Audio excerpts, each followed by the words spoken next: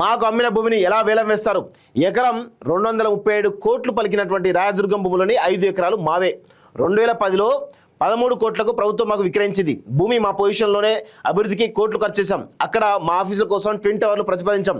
ఫ్లైఓవర్లు కోవిడ్తో పాటు అనుమతులు ఆలస్యంతో జాప్యం. గతంలో కూడా అప్పటి ప్రభుత్వం ఈ భూమిపై కన్నేసింది. నాటి ప్రభుత్వాన్ని హైకోర్టు కొట్టేసింది. ఇప్పుడు వేలం వేయడం కోర్టు ధిక్కరనే అవుతుంది. హైకోర్టును ఆశ్రయించినటువంటి ఎస్బీఐ నేడు విచారించినటువంటి కోర్టు అంటూ చూస్తున్నాం. అంటే కోర్టు వివాదాల్లో ఉన్నటువంటి భూమిని కూడా ప్రభుత్వం ఎంత దారుణంగా అమ్మిందో చూడండి.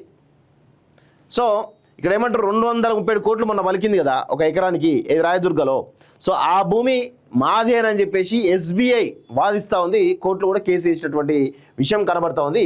రాయదుర్గంలో ఇటీవల ఎకరం 237 కోట్ల రికార్డు ధర పలికినటువంటి 6 ఎకరాల 29 ఎకరాల భూమిలో 5 ఎకరాలు తమవేనని స్టేట్ బ్యాంక్ ఆఫ్ ఇండియా పేర్కొంది. గతంలో తమకు అమ్మినటువంటి భూమిని తమకు చెప్పకుండా రాష్ట్ర ప్రభుత్వం ఎలా వేలం వేస్తున్నట్టు హైకోర్టును ఆశ్రయించింది. వేలం ఆపాలని గతంలో దాఖలు చేసిన పిటిషన్తో పాటు మొత్తం 3 వేర్వేరు పిటిషన్లు వేసింది. ఇవి గురువారం జస్టిస్ ఎన్వి శ్రవణ్ కుమార్ ధర్మాసనం ఎదుట విచారణకు రానున్నాయి.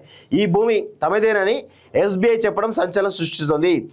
రాయదుర్గంలోని హైదరాబాద్ నాలెడ్జ్ సిటీలో సర్వే నెంబర్ 83/1లో 5 ఎకరాల ప్లాటు 20,239 చదరపు మీటర్లు ఫ్లాట్ నెంబర్ 1A వేలానికి పెట్టడంపై ఎస్బీఐ తీవ్ర అభ్యంతరం వ్యక్తం చేసింది. సదరు భూమిని వేలంలో దక్కించుకున్నటువంటి గౌరవ వెంచర్స్కు ఎలాంటి హక్కులు లభించవని పిటిషన్లో పేర్కొంది. సో ఇక్కడ చూడండి, సదరు 5 ఎకరాల భూమి ఏదైతే ఉందో ఆ 5 ఎకరాల భూమి తమదేనని చెప్పేసి కూడా ఈరోజు వాదిస్తూ ఉన్నది ఎస్బీఐ. సో రాష్ట్ర ప్రభుత్వం స్వయంగా తమకు విక్రయించిందని, ఉమ్మడి రాష్ట్రంగా ఉన్నప్పుడు 2010లోనే 13 కోట్లకు వాటిని కొనుగోలు చేసినట్లు తెలిపింది. అప్పుడు ప్రభుత్వంతో జరిపించే ఒప్పందంలో తిరిగి భూమిని తీసుకునేలా ఎలాంటి నిబంధనలు లేవని పేర్కొంది.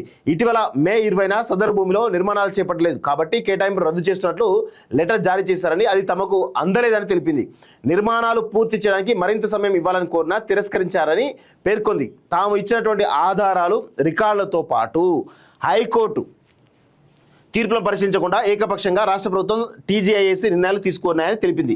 ఆ భూమిలో ఎస్బీఐ కార్పొరేట్ కార్యాలయాలు, శాఖలు, ఇతర కార్యాలయాల కోసం ట్విన్ టవర్ భవనాన్ని ప్రతిపాదించని పేర్కొంది. సెంట్రల్ విజిలెన్స్ కమిషన్ ఇతర అన్ని ప్రభుత్వ శాఖల అనుమతులు, మార్గదర్శకాల ప్రకారం టెండర్లు నిర్వహించాల్సి ఉంటుందని తెలిపింది. ఆ ప్రాంతంలో ఫ్లైఓవర్లు రావడం, కోవిడ్ మహమ్మారి, జిహెచ్ఎంసీ వంటి ప్రభుత్వ సంస్థల అనుమతుల్లో ఆలస్యంతో నిర్మాణాలు కొంత జాప్యమైనట్లు పేర్కొంది. తమతో పోలిస్తే అక్కడ భూమి పొందిన ఇతర ఏ సంస్థలు అసలు నిర్మాణాలు ప్రారంభించలేదని పేర్కొంది. అక్కడ ఎవరికి కేటాయించిన ప్లాట్లు ఉన్నాయని, వాటిని వదిలేసి తమకు విక్రయించిన భూమిని వేలం వేయడం ఏంటని ప్రశ్నించింది అని చెప్పేసి చాలా స్పష్టంగా తెలిపింది. సో గతంలో కూడా హైకోర్టు ఈ యొక్క కేసు కొట్టేసిందట. అంటే ఎవరికి ఫేవరబుల్గా, ఎస్బీఐకి ఫేవరబుల్గా ఇచ్చింది.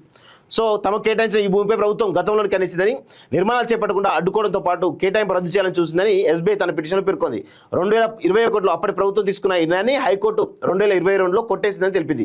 మరోసారి సైతం కేటాయింపు రద్దు చేయాలని ప్రభుత్వం చూసిందని, అయితే 2024లో తన పిటిషన్ను స్వచ్ఛందంగా ఉపసంహరించుకుందని గుర్తు చేసింది.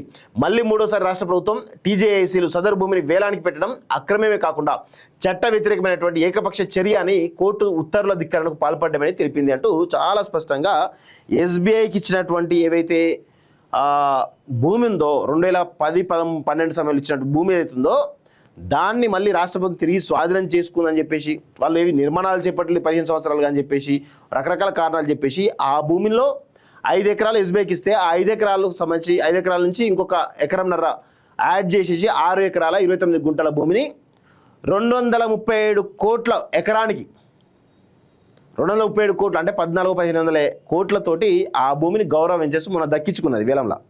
సో ఇప్పుడు దాని మీద వివాదం నడుస్తూ ఉంది. ఎస్బీఐ కోర్టులో కేసు వేసింది. సో మరి ఆ కేసు ఎక్కడి వరకు పోతుంది ఏంది అనేది చూడాల్సినటువంటి అవసరం అయితే ఉంది. కొన్ని రోజులు అయితే దాని గురించి తెలుస్తుంది. ఇది పరిస్థితి.